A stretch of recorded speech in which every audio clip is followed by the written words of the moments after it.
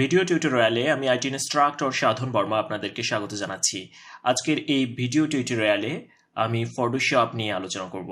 তো ফটোশপের যে বিষয়টি আজকে আমি আপনাদেরকে দেখাতে যাচ্ছি সেটি হচ্ছে আমরা ফটোশপে কিভাবে কাস্টম শেপ তৈরি করে সেই শেপটি ডিফাইন করে রেখে দেব, যাতে করে ইন ফিউচারে সেই শেপটি যখন প্রয়োজন হবে তখন যেন বারংবার আমরা সেই শেপটি ব্যবহার করতে পারি।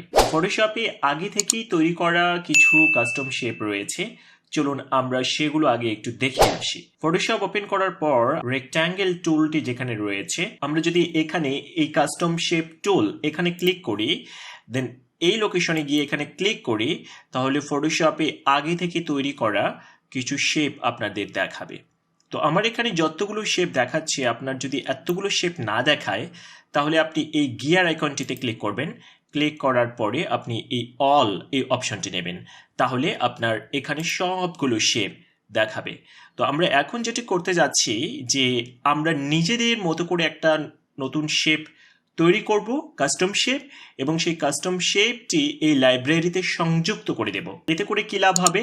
দেখুন, এই লাইব্রেরিতে যে শেপগুলো আপনারা দেখতে পাচ্ছেন, এগুলো আপনি যখন তখন যে কোনো সিচুয়েশনে বারবার ব্যবহার করতে পারবেন, অর্থাৎ এগুলো আর আপনাকে নতুন করে ড্র করতে হবে না। তো চলুন কাজটি শুরু করা যাক।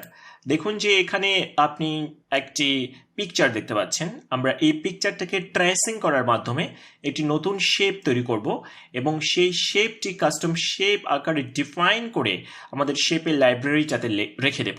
এই পিকচারটাকে যদি আমরা ট্রেস করতে চাই, তাহলে আমরা যে টুলটি এখন ব্যবহার করতে যাচ্ছি সেই টুলটি হচ্ছে পেন টুল। পেন টুল ব্যবহার করে আমরা ট্রেস করব। পেন টুল নেওয়ার পরে আমরা এই লোকেশনটিতে আসবো, এখানে শেপ লেখা রয়েছে। আমরা এখান থেকে যদি পাথ থাকে তাহলে আমরা এটা শেপ নেব।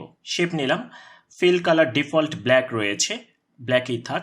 এবার আমরা এই পিকচারটির উপরে আমাদের শেপটি ড্র করতে যাচ্ছি। তো দেখুন এখানে একটি মাত্র লেয়ার রয়েছে, কিন্তু আমরা যখন শেপটা ড্র করব একটা নতুন লেয়ার তৈরি হবে। তো আমরা একটু জুম ইন করে নিই। জুম ইন করে নিয়ে আমরা কাজটি করি, কন্ট্রোল চেপে ধরে প্লাস চেপে দিলাম। কিবোর্ড থেকে আমরা যদি স্পেস বার চেপে ধরি তাহলে হ্যান্ড টুলটি অ্যাক্টিভ হবে।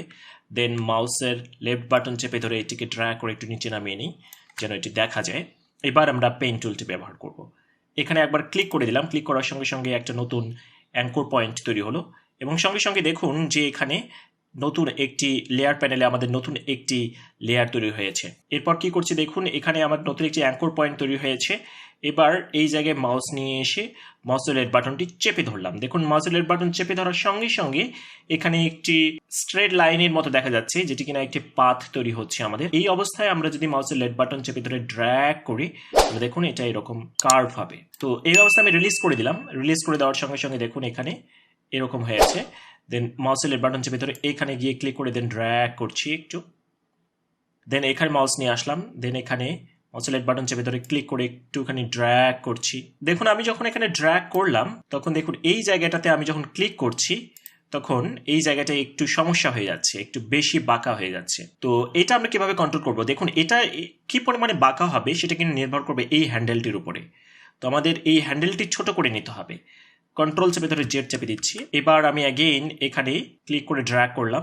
এবার দেখুন কি করছি, আমি এই হ্যান্ডেলটাকে দেখুন, আমি এই হ্যান্ডেলটাকে যদি বড় ছোট করতে চাই মাউসের লেফট বাটন চেপে ধরেই আছি, পিছনের হ্যান্ডেলটিও কিন্তু নড়াচড়া করছে। তো আমাকে এমনভাবে করতে হবে যেন আমার এই কার্সারের সঙ্গে সংযুক্ত হ্যান্ডেলটি যেন নড়াচড়া করে, কিন্তু পিছনের হ্যান্ডেলটি যেন নড়াচড়া না করে। এই অবস্থায় যদি আমি কিবোর্ড থেকে অল্ট কি চেপে ধরে ড্র্যাগ করি তাহলে দেখুন যে আমার কার্সারের সঙ্গে সংশ্লিষ্ট হ্যান্ডেলটি নড়াচড়া করছে। এটাকে একটু এদিকে বাঁকা করে নিলাম। দেন এখানে আমি ক্লিক করে দিলাম।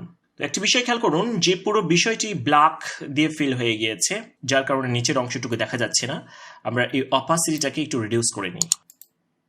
রিডিউস করে নিলাম। দেন ভেরি কুইকলি এটাকে এভাবে একটু ড্র্যাগ করে নিই। আশা রাখি আপনি পেন টুল ব্যবহার করতে পারবেন।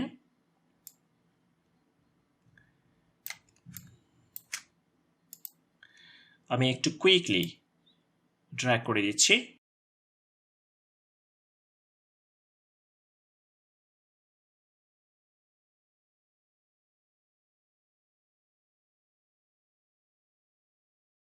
দেখুন আমরা আমাদের যে পিকচারটি সেটি আমরা সম্পূর্ণরূপে ঘিরে ফেলেছি পেন টুল ব্যবহার করার মাধ্যমে। এখন যেটি আমরা করব যে আমাদের এই যে এখানে আই বলগুলো রয়েছে, এই আই বলগুলো ড্র করব এবং এমনভাবে ড্র করব যেন এগুলো একটা হোল তৈরি হয় এখানে। এটার জন্য যেটি করতে যাচ্ছি, দেখুন আমি পেন টুলে অ্যাগেন ক্লিক করলাম। ক্লিক করার পরে এখানে কাস্টম শেপ টুল থেকে ইলিপস টুলটি নিলাম। ইলিপস টুলটি নেওয়ার পরে এখন যেটি করছি আমি, দেখুন এই লোকেশনে আসবো, আসার পরে সাবট্রাক্ট ফ্রম শেপ এই অপশনটি নিলাম। নেওয়ার পরে মাউসের লেফট বাটন চেপে ধরে ড্র্যাগ করছি। এই অবস্থায় অল্ট কে চেপে ধরলাম এবং শিফট কে চেপে ধরলাম। দেন এখানে আসলাম, মাউসের লেফট বাটন চেপে ধরে ড্র্যাগ করছি, অল্ট কে চেপে ধরলাম, শিফট কে চেপে ধরলাম। একইভাবে আমাদের নিচের এই অংশটুকুর কাজ করব। Click, drag, alt and shift কে চেপে ধরে। দেন এখানে আসলাম, মাউসের লেফট বাটন চেপে ধরে ড্র্যাগ করছি, অল্ট শেপ ড্র্যাগ। এবার আমরা এই অংশটুকু ড্র করব। এটা পেন টুল দিয়ে আমরা করতে পারি। তো পেন টুল নিলাম। পেন টুল নিয়ে এটিও আমরা সাবট্রাক্ট ফ্রন্ট শেপ এটি নিলাম। নেওয়ার পর এটিকে একটু জুম ইন করে কাজ করি আমরা, তাহলে বুঝতে সুবিধা হবে যে ড্রটা ঠিকঠাক মতো হবে। তাহলে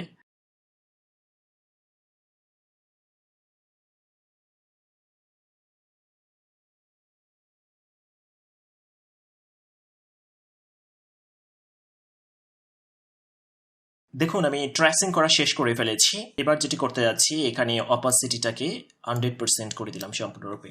যখন অপাসিটিটাকে 100% করে দিয়েছি তখন এরকম হয়েছে। তো এখানে এখনো একটি শেপ ড্র করা বাকি রয়েছে। তো অপাসিটিটাকে আরেকটু রিডিউস করে নিয়ে আমি এই শেপটি ড্র করে ফেলি। শেষ হয়ে গিয়েছে আমার ড্র করা। অপাসিটিটাকে অ্যাগেইন ইনক্রিজ করে দেব। এবার যেটি করতে যাচ্ছি যে আমাদের যে ব্যাকগ্রাউন্ড, এই ব্যাকগ্রাউন্ডে আই বলটাতে ক্লিক করে এটিকে হাইড করে যখন যেটা রাখলাম তখন বিষয়টি এরকম হচ্ছে।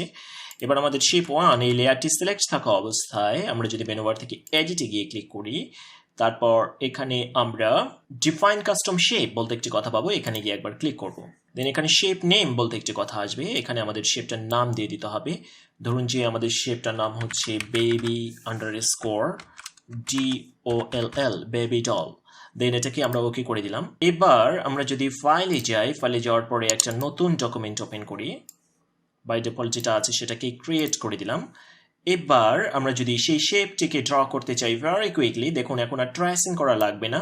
আমরা কাস্টম শেপ টুলে যাওয়ার পরে আমরা যদি শেপে যাই, তাহলে দেখুন এখানে আপনি এই শেপটি পেয়ে যাবেন যেটি কিনা বেবি ডল আপনি বানালেন।